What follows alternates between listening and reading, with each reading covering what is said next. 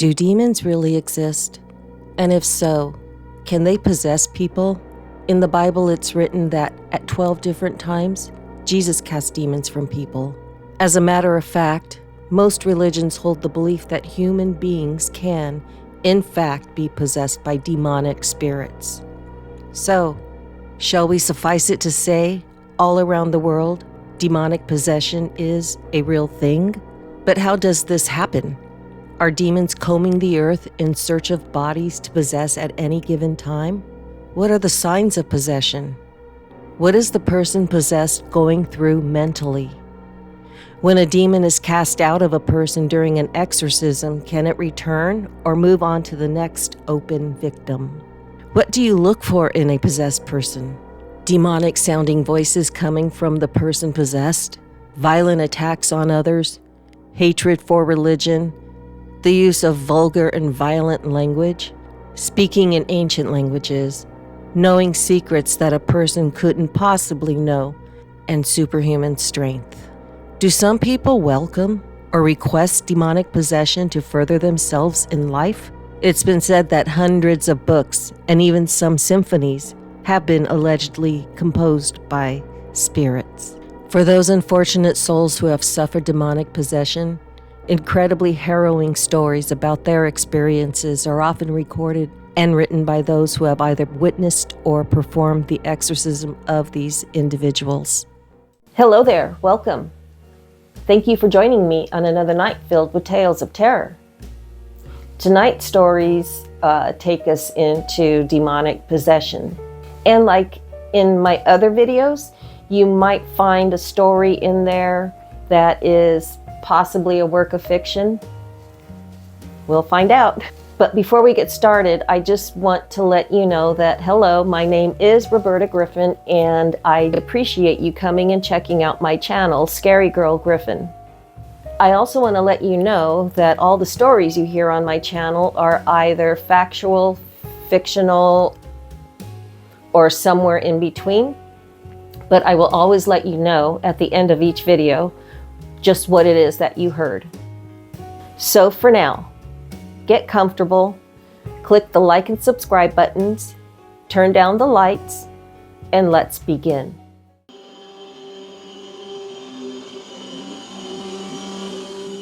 This story is more about the experiences of a board-certified psychiatrist named Dr. Richard Gallagher. A man of science, Dr. Gallagher has become the clergy's go-to guy for cases involving demonic possession for over 2.5 decades. It began with a priest who reached out to Dr. Gallagher and asked for his psychiatric opinion about a woman claiming to be assaulted by invisible forces. She and her husband were devout Catholics. Dr. Gallagher was also a practicing Catholic. Skeptical, he agreed to examine the woman, finding bruises that appeared spontaneously on her body. According to Dr. Gallagher, the woman was completely sane and he could not find any medical cause for the bruising. He concluded that she was indeed under the attack of an evil spirit. From that point on, Dr. Gallagher has been asked to examine several cases of possible possession by other faiths, including Hindu and Muslim clergy. He was invited to become a member as a scientific advisor on the governing board of the International Association of Exorcists. Of the thousands of cases he consulted on, he only found around 100 cases were of demonic activity. This gets creepy. Dr. Gallagher speaks of a woman he calls Julia to hide her true identity. Julia was a long-time satanic worshiper, referring to herself as the queen of her cult, but she had been experiencing undesirable signs of demonic possession. So she consulted with a Roman Catholic priest. She wanted an exorcism. The priest referred her to an exorcist who reached out to Dr. Gallagher for a mental health evaluation. And the night before meeting Julia, Dr. Gallagher was awakened at about 3 a.m. to the sound of his 2 house cats. They were going berserk, clawing and screeching as they fought one another. The fight was so vicious that he had to separate the 2 cats into 2 rooms before he could return to bed. This was strange to him since his cats were pretty docile, and nothing like that had ever happened before. The next day, the priest and Julia, a middle-aged woman wearing dark, flowing clothes, and jet black hair with eyeliner stretching to her hairline showed up at Dr. Gallagher's door. Julia looked at Dr. Gallagher and asked, "Well, Doc, how'd you like those cats last night?" There was no possible way she could have known about his cats fighting. Dr. Gallagher, along with an associate professor of clinical psychiatry at New York Medical College, thoroughly examined Julia. She displayed psychic powers, telling Dr. Gallagher how his mother died from ovarian cancer. She knew secrets about people that were otherwise impossible to know. Julia would go into a trance, and strange voices and noises would come out of her mouth that were threatening, violent, and depraved. One voice was deep and guttural, masculine.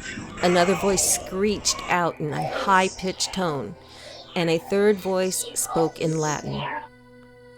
One night while Dr. Gallagher was talking on the phone with Julia's priest, during their conversation, a demonic voice came through demanding they leave Julia alone, screaming, "Jesus!" It sounded just like one of the voices they'd heard from Julia during one of her trances. It was determined that Julia was possessed, so Dr. Gallagher helped to assemble a small group to assist in Julia's exorcism, which took place in the chapel inside of a small house. Gallagher remembers it was a warm June day when the exorcism began, but the room where the rite was taking place became very cold. At first, Julia went into a quiet, trance-like state. Partway through the Roman Catholic prayers and invocations, several voices and sounds began to erupt from Julia. Loud growls and animal-like noises came from her. Insolent, blasphemous, and highly scatological voices spoke out in Latin and Spanish. The voices cursed and spat crude insults at all of the participants of the exorcism.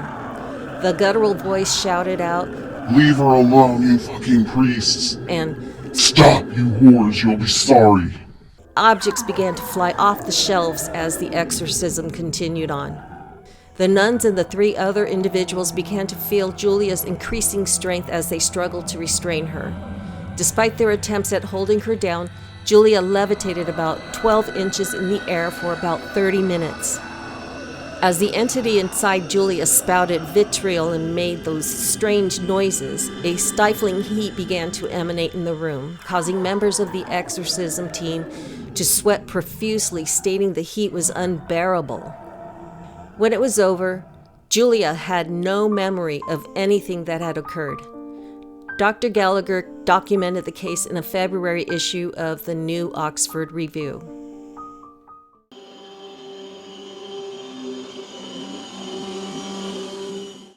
Clara Germana Celle was born in 1890 in South Africa. She was orphaned and baptized as an infant. She began her life living at St. Michael's Missionary School in Natal, South Africa. Raised by nuns, Clara grew into a devout Christian teenage girl. She was an excellent singer, great with knitting and sewing, but prone to mood swings. One day she would be cheerful, the next melancholy, then another day moody, often prone to anger. Clara's anger would often evolve into fits of rage, while in the throes of her fits, she would become abnormally strong. Everyone around Clara began to both worry and fear her as her dark behavior only intensified. As the rage evolved, signs of possession began to show itself. Once bright and full of life, Clara's eyes were now cold and distant, reflecting an eerie presence within. Clara was witnessed speaking to entities that no one else could see. She began to speak in languages she had never learned or heard before, such as German, French, Polish, and Norwegian. Soon, Clara would begin to share secrets and personal details of people's lives that she could not possibly know, demonstrating signs of clairvoyance. Nuns and other students witnessed Clara as she tore her clothes off and growled like an animal. The attending nun stated that neither the lions of East Africa nor the angry bulls could ever make the sounds that came from Clara. Another nun stated that Clara's cries had a savage bestiality that astonished all who heard it. Nuns in the mission reported that it became unbearable for Clara to be near any blessed objects. She would violently lash out whenever a crucifix or a holy object would come into her presence, seen or unseen. And when sprinkled with holy water, her skin would burn. It was reported that in moments of rage, Clara's strength was superhuman, grabbing nuns and throwing them across the convent room and ferociously attacking them. Other students and mission members stated that Clara levitated 5 feet in the air, sometimes vertically and at other times horizontally. There came a point when Clara begged a nun to call for Father Horner Erasmus, her confessor. She stated that she must confess and tell him everything before Satan kills me. He has me in his power. Nothing blessed is with me. I have thrown away all the medals you gave me. Her confession? She made a pact with Satan. Later she was heard saying, "You have betrayed me. You have promised me days of glory, but now you only treat me cruelly." Appointed by the Roman Catholic Church, Father Horner and Reverend Mansuetti were appointed to perform an exorcism on Clara. The exorcism began on the morning of September 11th, 1906. It lasted until noon, resumed at 3 p.m., and continued into the night. The process was both formidable and grueling. Clara writhed in agony as monstrous growls erupted from her, and at one point, Clara knocked the Bible from one of the priest's hands, grabbed his stole, and began to choke him. The following morning, Father Horner and Reverend Mansuetti began administering the rite of exorcism. The demon told the priest that he would depart from Clara with an act of levitation, which was witnessed by an audience of around 170 people within the mission chapel. Clara was then declared free of the devil's influence. Clara Germana Celli's exorcism lasted for 2 grueling days.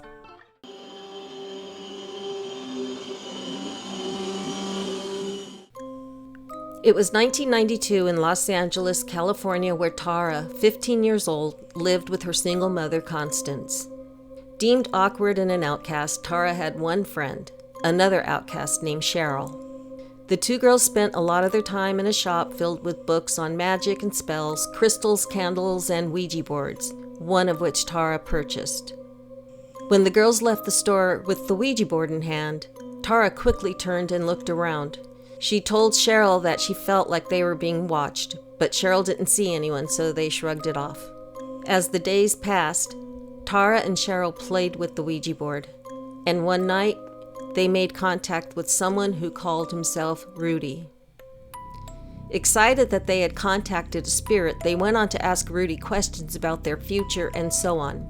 As the session continued, the girls realized that the planchette was starting to move on its own. Even though their fingers were lightly touching it, it was moving across the board, and the speed of it began to increase, moving faster and faster until Tara knocked it off the board. The girls sat looking at each other, both scared and unsure of what to do. That night, Tara had a horrible nightmare, the beginning of several nightmares to come, actually. Something began to torment her, and she told her mother that she felt like she was losing control of her mind. Scaring her mother with these words, Constance would seek the help of a therapist.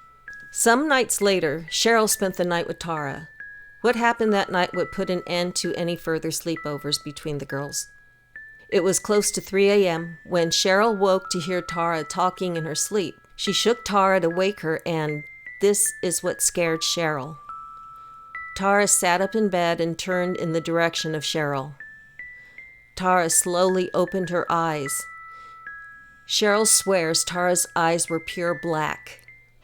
Then, Tara's mouth stretched into an eerie grin. Cheryl said it was impossible how wide Tara's mouth stretched. Cheryl said Tara began speaking in a language that sounded like it was Aramaic or something foreign and ancient. Terrified, Cheryl ran out of the room screaming. Hearing Cheryl's screams, Constance met Cheryl in the hallway, asking her what in the world was happening. Cheryl only pointed at Tara's bedroom door.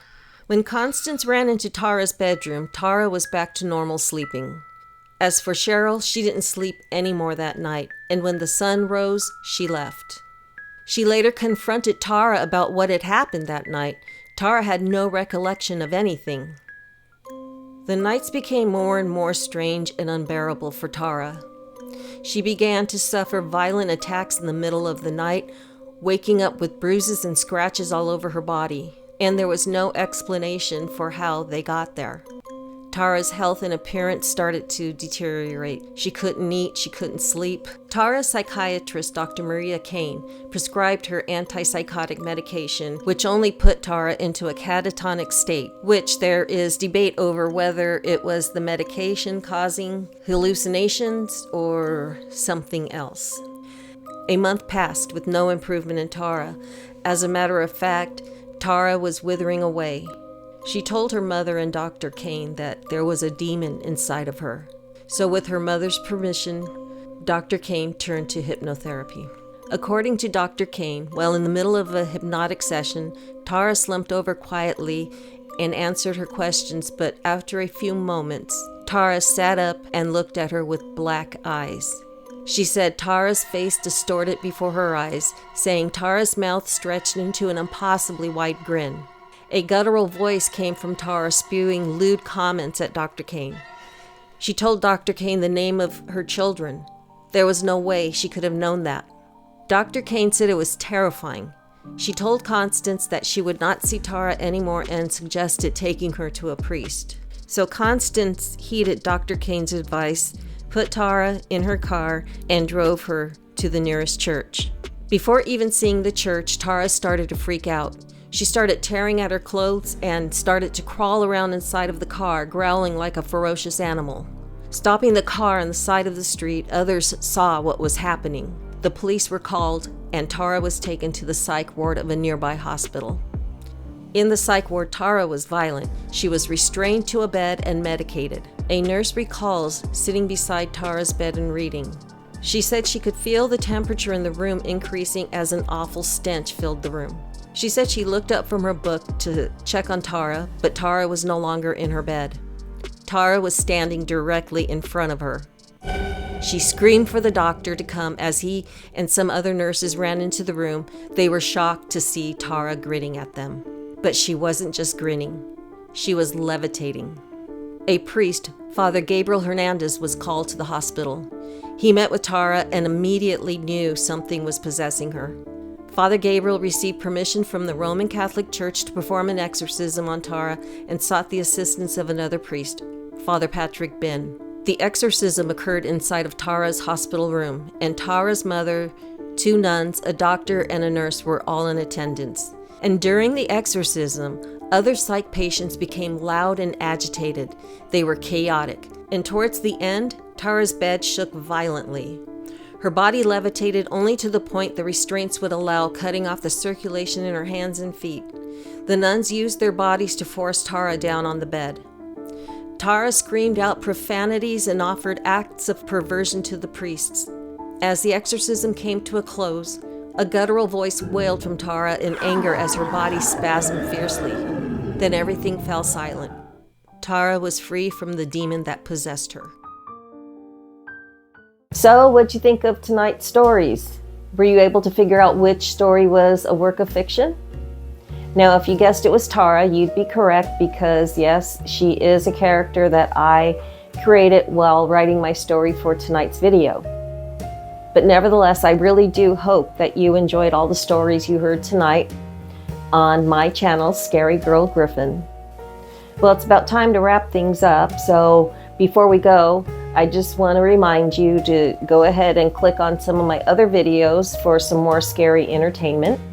And also click the like and subscribe buttons, leave me a message or a comment down below, and prepare for more tales of terror delivered to you weekly at 3 a.m. So until the next time, stay safe and stay scary.